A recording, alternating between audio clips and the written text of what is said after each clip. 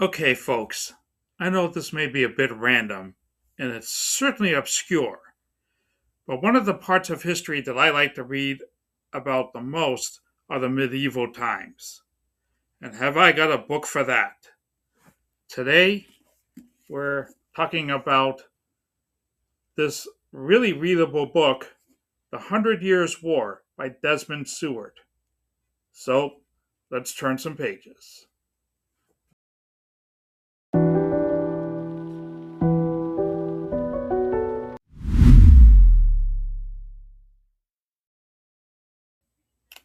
Now, when you think of medieval or the Hundred Years' War, you probably think of knights in shining armor, castles, maybe even Joan of Arc. We'll get back to her in a moment. But what this book does and what Seward does is shows us very quickly that the reality is much darker and messier and far more brutal than anything you can think of. This was not one long continuous war. It was a series of campaigns, raids, truces, betrayals, civil wars, assassinations, suffering, disease, and political madness stretching from 1337 to 1453. More than a century of England and France battering each other like two exhausted boxers who forgot why they started fighting in the first place. And at the center of this were kings with very large ambitions and very poor ideas. The book begins, as you would expect, at the beginning. English kings held territory in France dating back all the way to the Normans. Over time, tensions grew between the French crown and the English crown until Edward III decided that not only would he keep his French lands, he would also become the French king itself. As you can imagine, the French had other ideas. With that background, Seward walks us through the major phases of the war, and one thing that I really liked throughout the book is how clearly he explains the political situation. Medieval politics is very complicated. Everyone is named Edward, or Henry, or Charles, or Philip, and they're all related to each other in some weird or alarming way. But Seward keeps things moving at a good pace.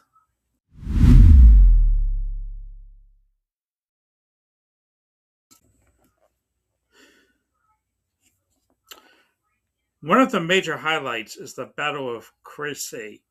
I'm probably not pronouncing that right. In 1346, when the English longbow absolutely destroyed the French knights.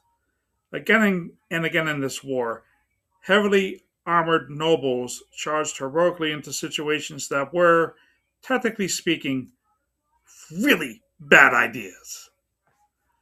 The sections on the Black Death are especially gruesome. In the middle of all this warfare, with all this battle going on, the plague teared through Europe and wreaked havoc on the continent. Seward does a good job showing how the war and the plague fed into each other, creating a continent that must have felt desperately haunted. And yet, despite all the destruction, life went on. The war went on. Taxes still had to be collected from people who probably looked around and thought, we're still doing this? The book spends a good amount of time discussing the French recovery. Early on, the English seemed almost unstoppable. Victories here at Crecy, Poitiers, and Agincourt created the image of English military supremacy. Henry V, in particular, comes across as disciplined, charismatic, and extremely effective. And side note, I actually do have a book specifically about the Battle of Agincourt. I don't think I've done a video about this. If you're interested in one, let me know in the comments below.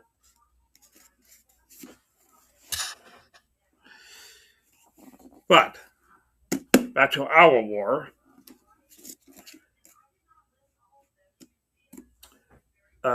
With all of that going on, the French said, "No, I don't think so. We're not doing that." It's one of the interesting themes of the book. Wars evolve, and tactics evolve, governments change. France slowly becomes more centralized and organized, while England begins to struggle politically, financially, and socially.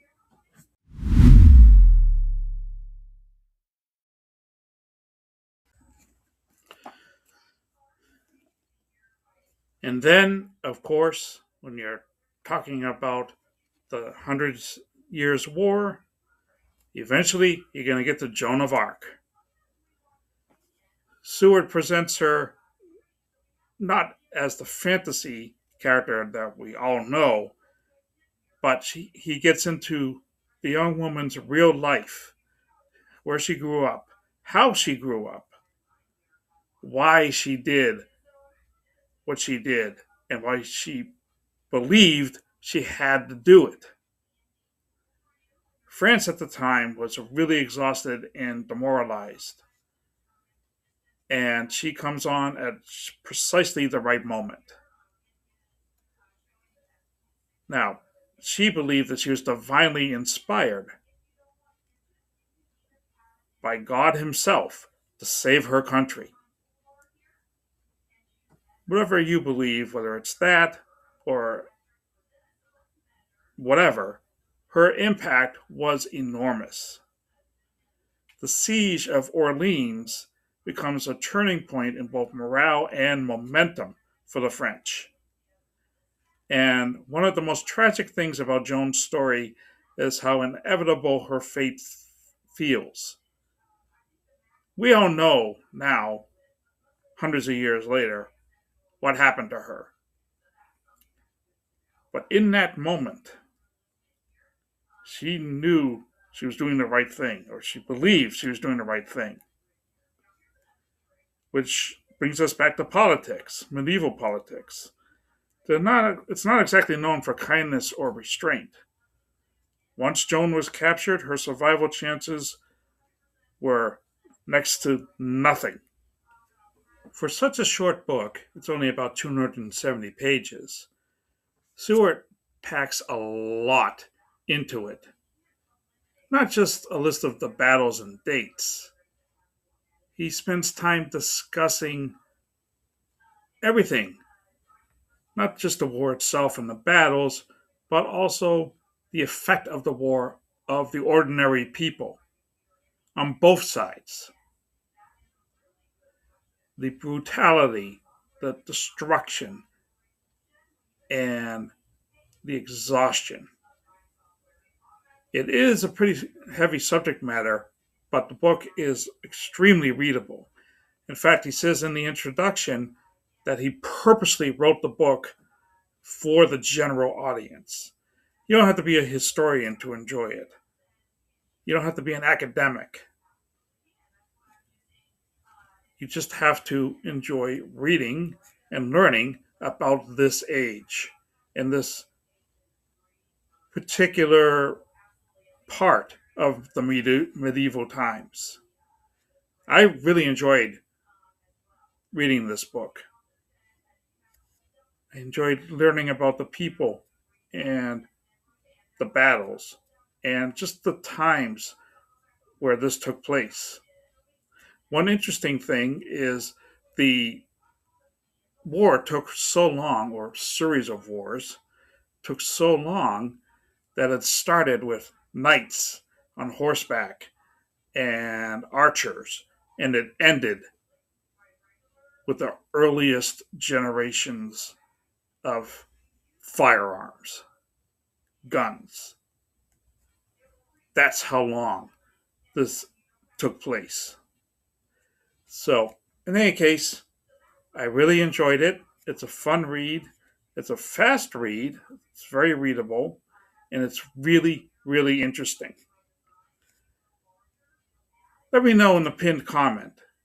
If you could visit one historical site connected to the Hundred Years' War, where would you go? Check out this playlist here for more book reviews. Thank you for watching, and as always, please keep on reading.